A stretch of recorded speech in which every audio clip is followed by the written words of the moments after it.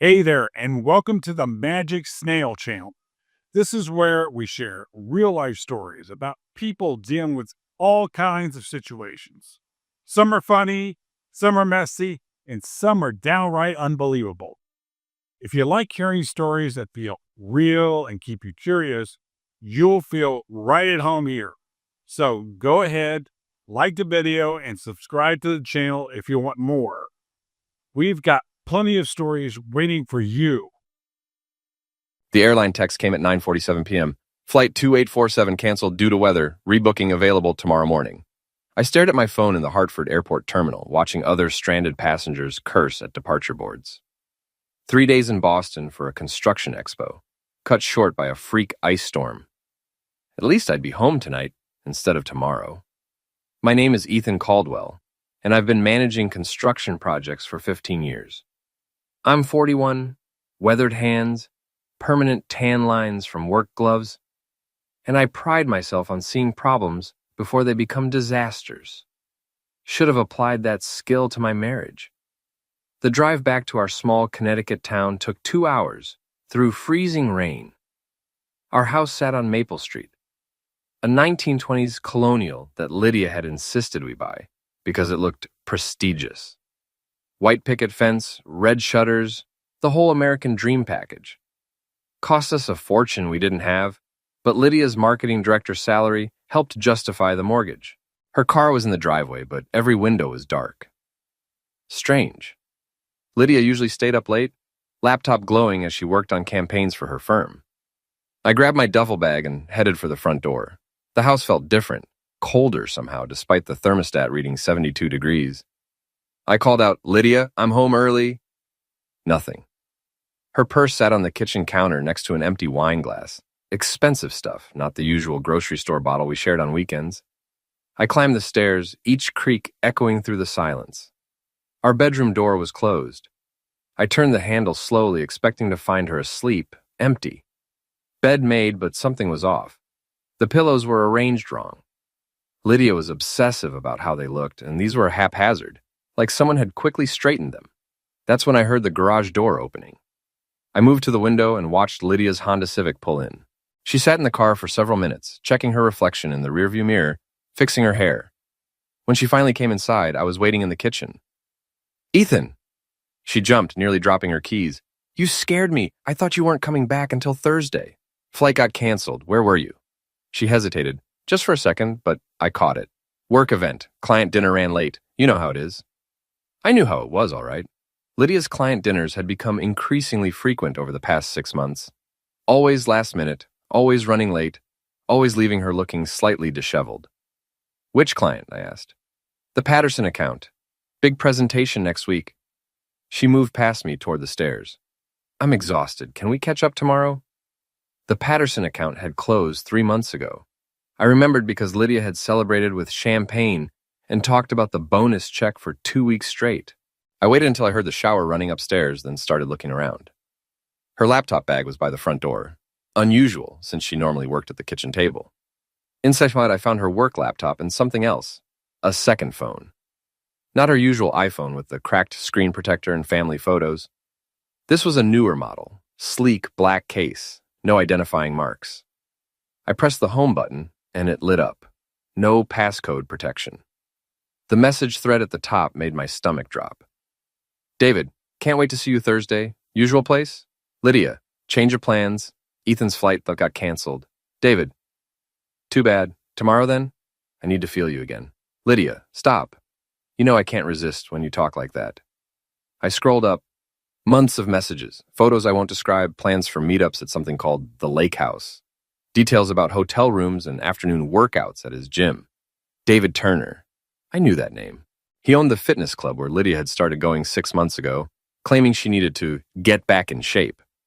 Married guy, local golden boy, one of those perpetually tan types who probably hadn't done a day of real work in his life. My hands were shaking as I forwarded the entire message thread to my own email. Screenshots of everything, the photos, the calendar appointments, the receipts for hotel rooms I'd never heard of. Evidence of a double life I'd been too trusting to see. The shower was still running upstairs. I put the phone back exactly where I'd found it and walked out to my truck. I needed air. I needed to think. I needed to figure out what the heck I was going to do with the fact that my wife of 12 years was screwing some gym owner behind my back. I called my best friend Nate from the driveway. He answered on the second ring, voice groggy. Ethan? It's almost midnight, man. Everything okay? Looks like I'm not crazy after all, I said. Nate Martinez has been my foreman for 8 years and my friend for longer. He's the kind of guy who will help you move a body without asking questions, then make jokes about it afterward. When I told him about the phone, he was quiet for a long moment. You sure about this, Eth? I mean, really sure? Screenshots don't lie. Crap. I'm sorry, man. What do you need? That's why I trusted Nate. No judgment, no lectures about working it out or going to counseling. Just practical support.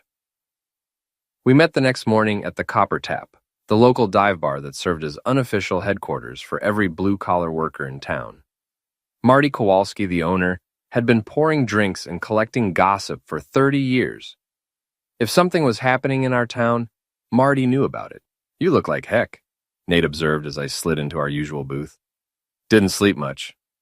I'd spent most of the night in my truck, driving around town, trying to process everything. I need to know how long this has been going on, and I need to know who else knows about it. Marty appeared with coffee before I asked. He was 60-something, built like a fire hydrant, with eyes that missed nothing. Heard your flight got canceled, he said casually. Word travels fast. Small town. He glanced around, then leaned closer. Can I speak freely? I nodded.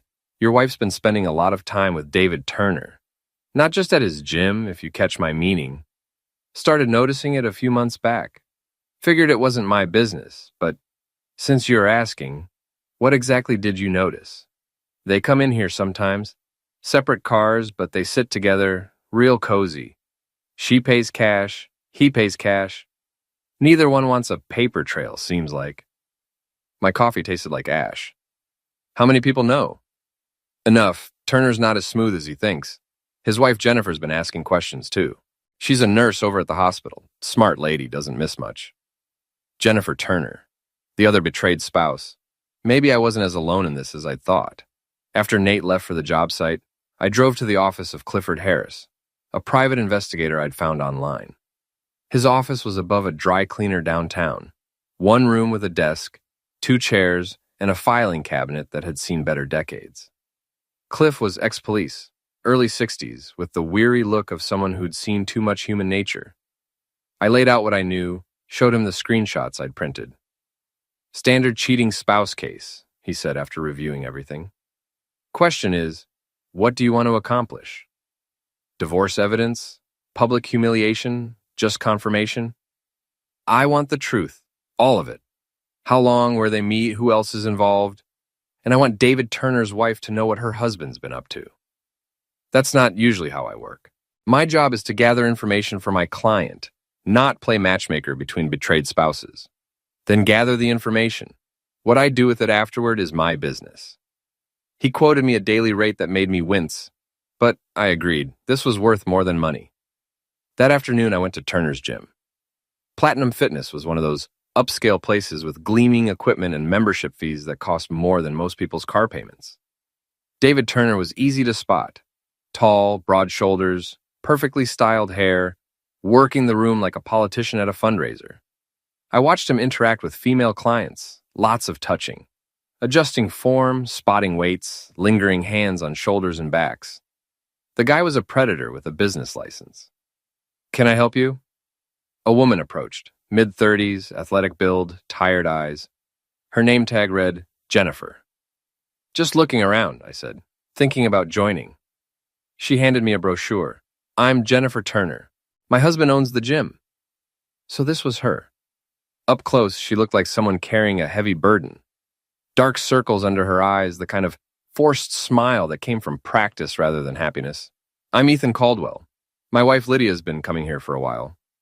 Something flickered in her expression. Lydia Caldwell. Yes, I know her. She works out with David quite a bit. Private sessions, among other things. The way she said it made clear she knew exactly what those other things were. We looked at each other for a moment, 2 people recognizing shared pain.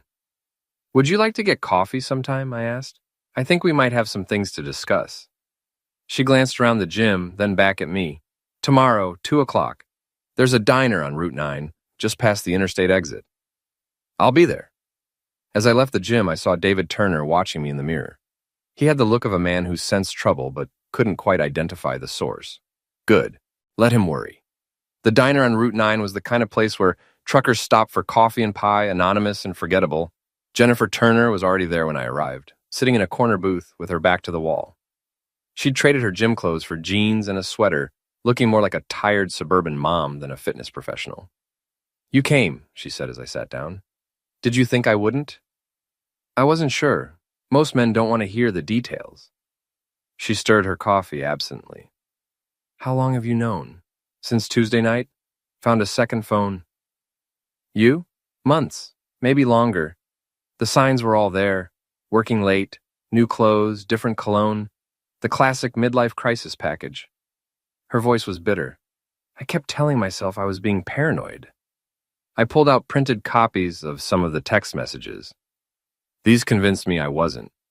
She read them, her expression hardening with each line. Son of a witch. He told me he was ending it. When? 3 weeks ago. I confronted him about the credit card charges, hotel rooms, expensive dinners, gifts I never received. He swore it was over and said it was just a fling that got out of hand. But you didn't believe him. I wanted to. We have 2 kids, a mortgage, a business together, 15 years of marriage. You want to believe people can change. The waitress refilled our coffee. Jennifer waited until she was gone before continuing. I hired a private investigator last month, got photos of them together at David's lake house. That's his little love nest. Inherited it from his father, uses it for his affairs. Affairs, plural? Your wife isn't his first. Probably won't be his last. David has a type, married women, professional, looking for excitement. He's very good at making them feel special. I felt sick. How many others? That I know of? 3 in the past 5 years. The others ended when the women came to their senses or their husbands found out. Lydia's lasted longer than most. Why haven't you left him? She was quiet for a long moment. Same reason you haven't left her yet, I imagine. It's complicated. Our whole life is built around the gym, our reputation in the community. David's good at making people believe that he's the victim when relationships end. What do you mean? The last woman who had an affair with him, Sarah Mitchell, her husband found out, filed for divorce. David convinced half the town that she was unstable, that she'd pursued him relentlessly. By the time he was done, she couldn't show her face at the grocery store without people whispering. I was beginning to understand the scope of what I was dealing with. This wasn't just adultery. It was a pattern of predatory behavior with a sophisticated cover-up operation. I want to stop him, I said. So do I. But David's smart. He's careful about evidence, good at manipulating situations, and he has friends in this town. People who owe him favors or believe his version of events. Then we need to be smarter. She looked at me appraisingly. What did you have in mind? I leaned forward. You know his patterns, his methods, his weaknesses. I know construction, logistics, planning. Between us, we can document everything and make sure the truth comes out in a way that can't be spun or covered up. You're talking about revenge. I'm talking about justice. How many more women is he going to manipulate? How many more marriages is he going to destroy while playing the innocent victim? Jennifer was quiet for several minutes, staring out the window at the parking lot. Finally, she nodded. What's the first step? We gather everything. Photos, financial records, witness statements. Build a case so airtight that David can't lie his way out of it. And then we make sure everyone knows exactly who David Turner really is. And we make sure Lydia understands the consequences of her choices. We shook hands across the table. 2 betrayed spouses forming an alliance built on shared pain and common purpose. Over the next week, Jennifer and I met regularly to coordinate our investigation. She had access to David's financial records through their joint business accounts. I had Cliff Harris documenting their movements and gathering photographic evidence. The picture that emerged was worse than I'd imagined. David had been using the gym as his personal hunting ground for years. He targeted married women going through rough patches, offered them attention and validation, then gradually escalated to affairs. The lake house was his standard location for seductions. Lydia fit the pattern perfectly. She'd joined the gym 6 months after her father died, when she was vulnerable and questioning her life choices. David had swooped in with private training sessions, gradually building intimacy through shared workouts and long conversations about her goals and dreams. He's a professional, Jennifer observed during one of our meetings. Look at the timeline. He spent 2 months just building trust before making any moves. Then another month of emotional intimacy before anything physical happened. Grooming, I said. Exactly. And once they're hooked, he makes them feel like they're special, like they're different from his other conquests. Lydia probably thinks she's the love of his life. The hardest part was maintaining normal behavior at home. Lydia continued her routine of late nights and mysterious errands, apparently convinced I suspected nothing. She'd become more affectionate, probably guilt-motivated, which made everything worse. How's the Patterson project going? I asked one evening just to see what she'd say. Really well. Demanding client, but the results are worth it. She kissed my cheek. Thanks for being patient with all the late nights. The Patterson account that had closed 3 months ago. She was so deep in her lies that she'd forgotten what she'd told me. By the end of the week, Jennifer and I had enough evidence to destroy both David and Lydia's reputations permanently. Photos of them entering and leaving the lake house. Credit card records showing David paying for hotel rooms and expensive dinners. Text messages detailing their intimate encounters and mocking their respective spouses. What's the end game? Jennifer asked during our final planning meeting. Public exposure. Complete social destruction. I want everyone in this town to know exactly who they're dealing with. And after that, they can have each other. They deserve what they're going to get. The plan was elegant in its simplicity. Saturday afternoon, while David was at the gym and Lydia was supposedly running errands, Jennifer and I would confront them together at our house. No escape routes, no time to coordinate stories, just raw truth and consequences. I told Lydia I was working a half day at the construction site, giving her freedom to meet David at the lake house. Cliff Harris was positioned to document their arrival and departure, adding final photos to our collection. At exactly 3 p.m., I pulled into my driveway, followed by Jennifer's car. Lydia's Honda was already there. She'd returned from her errands an hour earlier, probably showered and changed clothes to eliminate evidence of her afternoon activities. You ready for this? Jennifer asked as we walked to the front door. Been ready for weeks. I used my key to enter, calling out, Lydia, I'm home early. And I brought a friend. She appeared at the top of the stairs, hair still damp, wearing the silk robe I'd bought her for Christmas. When she saw Jennifer, her face went pale. Ethan? What's going on? Who is this? Come down here. We need to talk. Lydia descended slowly, her eyes fixed on Jennifer with growing recognition. You're from the gym. I'm David's wife, Jennifer said simply. The color drained completely from Lydia's face. She grabbed the banister for support, looking like she might faint. I think you two should meet properly, I continued. After all, you have so much in common. You've both been screwing the same man for the past 6 months. Ethan, I can explain. No need, we have plenty of documentation. I pulled out a manila folder, thick with printed photos and text messages. Jennifer and I have been comparing notes. Fascinating reading. I spread the contents across the coffee table. Photos of Lydia and David entering the lake house. Screenshots of their explicit text conversations. Credit card statements showing David's payments for hotel rooms and expensive dinners. Lydia sank onto the couch, staring at the evidence. How did you get these? Turns out David's not as clever as he thinks, Jennifer said. And you're not as careful as you should be. Leaving your second phone lying around? Amateur mistake. My what? I pulled out the black phone I'd been monitoring for weeks. This one. The one you used to coordinate your affairs. Very romantic stuff in here, by the way, especially the photos. Lydia's hands were shaking. Ethan, please, let me explain. It's not what you think. It's exactly what I think. You've been having an affair with David Turner for 6 months. Meeting at his lake house, hotel rooms, probably the gym after hours. You've been lying to me every single day, creating elaborate stories about work events and client dinners. The Patterson account, Jennifer added. Nice touch, using a closed project as cover. Shows real creativity. Lydia looked between us, finally understanding the scope of what she was facing. You two planned this together. Betrayed spouses have to stick together, I said. Turns out we have a lot to discuss. That's when we heard a car door slam outside. Through the window, I saw David Turner's BMW in my driveway. He was striding toward the front door with the confidence of a man who believed he controlled the situation. Expecting someone? Jennifer asked Lydia. The front door opened without a knock. David walked in like he owned the place, stopping short when he saw all of us gathered in the living room. "What the heck is going on here?" he demanded. "Intervention," I said. "Have a seat, David. We were just reviewing your extracurricular activities." He saw the photos spread across the table, and his expression changed.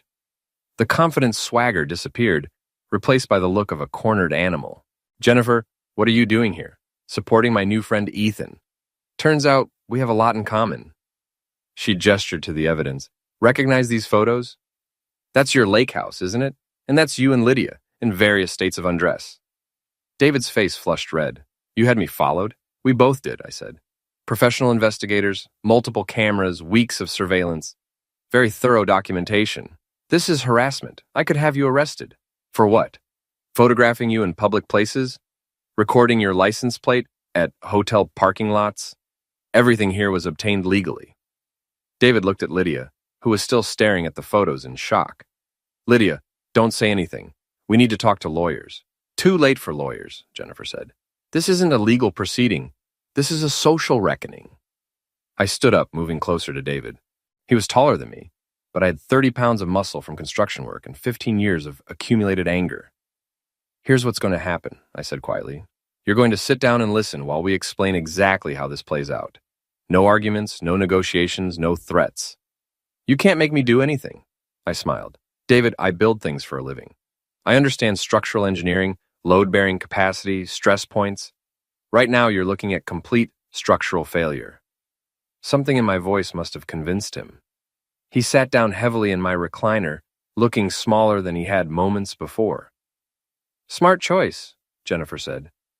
"Now let's talk about consequences." David Turner had spent years manipulating situations to his advantage, but he'd never faced anything like this.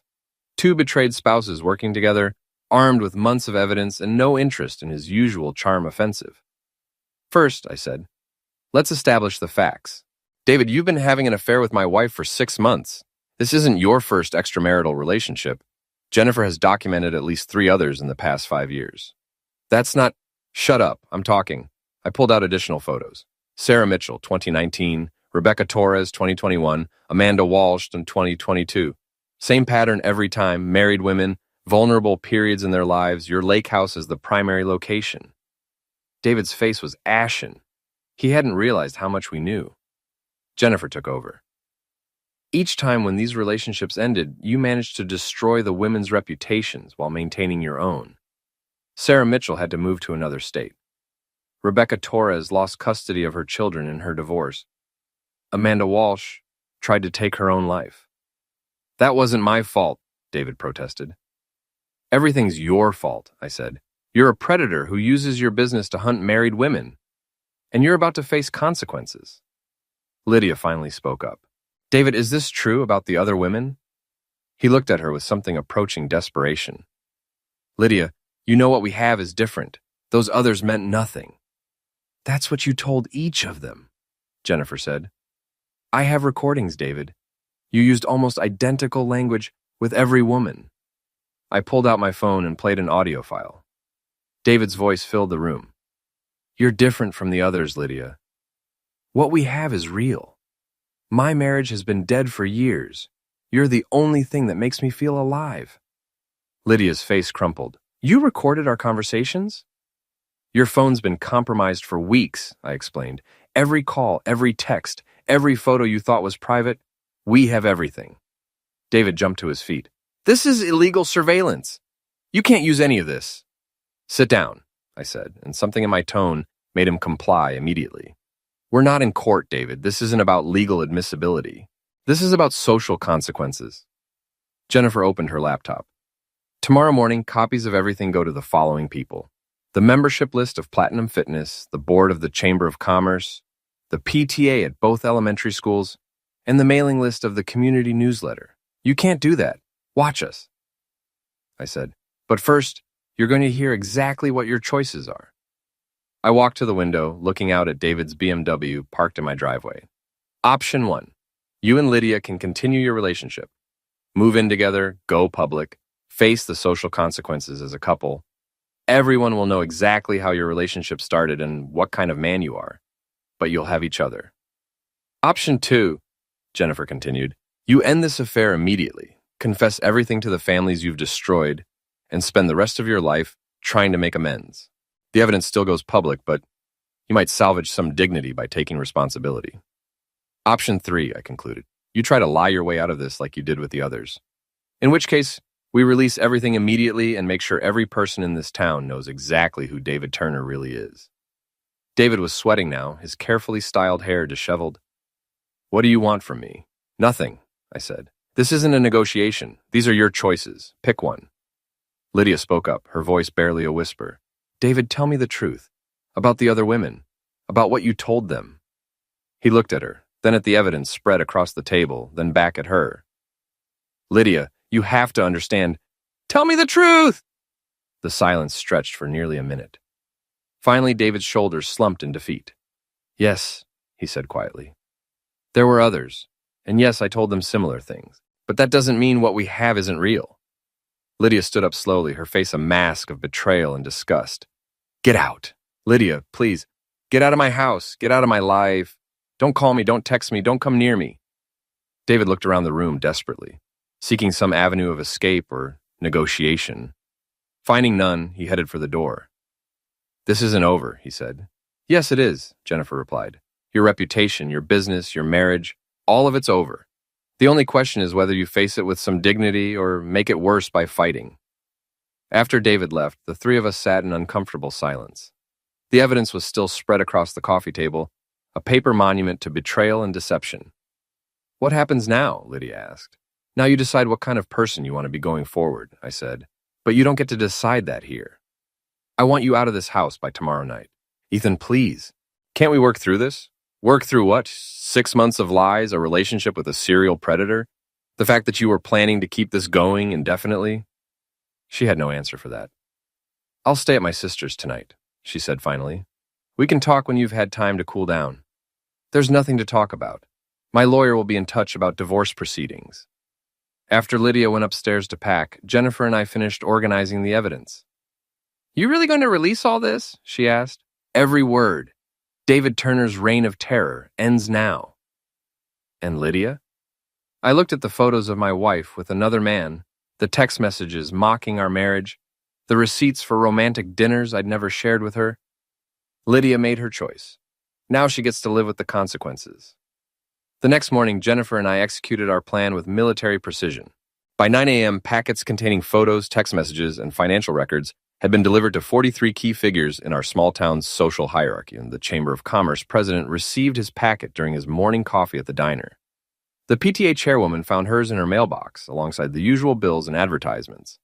The mayor's wife discovered her copy on the front seat of her car in the municipal building parking lot. Each packet included a cover letter explaining David Turner's pattern of predatory behavior and Lydia's willing participation in destroying 2 marriages. No editorializing, no emotional appeals, just facts, dates, and photographic evidence. By noon, my phone was ringing constantly. Nate called first. Holy crap, Ethan. Did you really send these photos to everyone in town? Just the important people. Word will spread. It's spreading, all right. Marty says his bar's been packed since 10 this morning, with people talking about nothing else. David Turner's finished. Good. And Lydia? What about her? People are saying some pretty harsh things. This is a small town. She'll never live this down. She should have thought about that before she decided to screw around. The second call came from Jennifer. David's at the gym, screaming at employees and threatening to sue everyone in sight. 3 members have already canceled their memberships. How are you holding up? Better than I have in months. It's amazing how good the truth feels after living with lies for so long. By afternoon, the social media posts had started. Screenshots of the evidence were circulating on Facebook and Instagram. The town's unofficial gossip network had gone into overdrive, with David and Lydia's affair becoming the only topic of conversation at every coffee shop, restaurant, and workplace. Lydia called at 4 p.m., crying hysterically. Ethan, you have to make this stop. People are calling me horrible names. Someone threw eggs at my car. I can't even go to the grocery store without people staring. Welcome to consequences, I said. This is cruel. Whatever I did, I don't deserve this level of humiliation. You don't deserve it? What about what you did to our marriage? What about the lies, the deception, the complete betrayal of everything we built together? I made a mistake. You made a choice. Every day for 6 months, you chose to betray me. You chose to lie to my face. You chose to mock our marriage in text messages to your lover. Now you get to live with those choices. Please, Ethan, I'll do anything to fix this. There's nothing to fix. It's over. I hung up and turned off my phone. That evening, Jennifer and I met at the Copper Tap to observe the fallout. The bar was packed with locals dissecting every detail of the scandal. Marty was in his element, dispensing drinks and commentary with equal enthusiasm. Ethan, he waved us over. Drinks are on the house tonight. You two are heroes. We're not heroes, Jennifer said. We're just people who got tired of being lied to. Same thing in my book. David Turner's been playing games in this town for years. About time someone called him out. A woman approached our table, Sarah Mitchell, one of David's previous victims. She'd driven down from Vermont after hearing about the scandal. I wanted to thank you, she told Jennifer and me. What David did to me nearly destroyed my life. Seeing him finally exposed, it means everything. How are you doing now? Jennifer asked. Better. It took 2 years of therapy and a complete change of scenery, but I rebuilt my life. My ex-husband and I even reconciled. Turns out David had been feeding him lies about me pursuing him. More people approached throughout the evening. Other women who'd been targeted by David, husbands who'd suspected but couldn't prove their wives were having affairs, community members who'd always sensed something was wrong with David's too-perfect public image. By closing time, it was clear that David Turner's reputation was completely destroyed. His gym would likely close within weeks. His marriage was over. His standing in the community was non-existent. Lydia's fate was equally sealed. The marketing firm had already announced her resignation to avoid being associated with the scandal. Her friends had distanced themselves. Her family was mortified. Any regrets? Jennifer asked as we prepared to leave. I thought about it seriously. 12 years of marriage, reduced to evidence packets and public humiliation. A woman I'd once loved, now facing social exile because of choices she'd made. No, I said finally. They earned this. 3 days later, David Turner left town. His BMW was loaded with suitcases and boxes, his lake house already listed for sale. He'd found a job managing a gym in Florida, far from the wreckage of his reputation. Lydia lasted another week before following him south. Not to reconcile. She'd learned enough about his other affairs to end any remaining feelings, but because staying in town had become impossible. Every interaction was poisoned by whispers and stares. Jennifer filed for divorce and kept the gym, which she renamed and rebuilt as a legitimate fitness facility. She hired female trainers exclusively and instituted strict policies about professional boundaries. I kept the house, paid off the mortgage with money from my construction business, and started dating a teacher from the next town over. Someone with no connection to the scandal, no baggage from my previous life. 6 months after the confrontation, I received a letter from Lydia. She was working at a small marketing firm in Tampa, living in a studio apartment, struggling to rebuild her professional reputation. She wanted to apologize, to explain her actions, to somehow find forgiveness for what she'd done. I read the letter once, then threw it away without responding. Some betrayals are too complete for forgiveness. Some choices have permanent consequences. Lydia and David had discovered that truth in the most public way possible. Justice had been served, cold and thorough and final. As I sat on my front porch that evening, watching the sunset paint our quiet street in golden light, I felt something I hadn't experienced in months. Peace. The truth had set me free. Even if it had destroyed everything else in the process, sometimes that's the only victory available.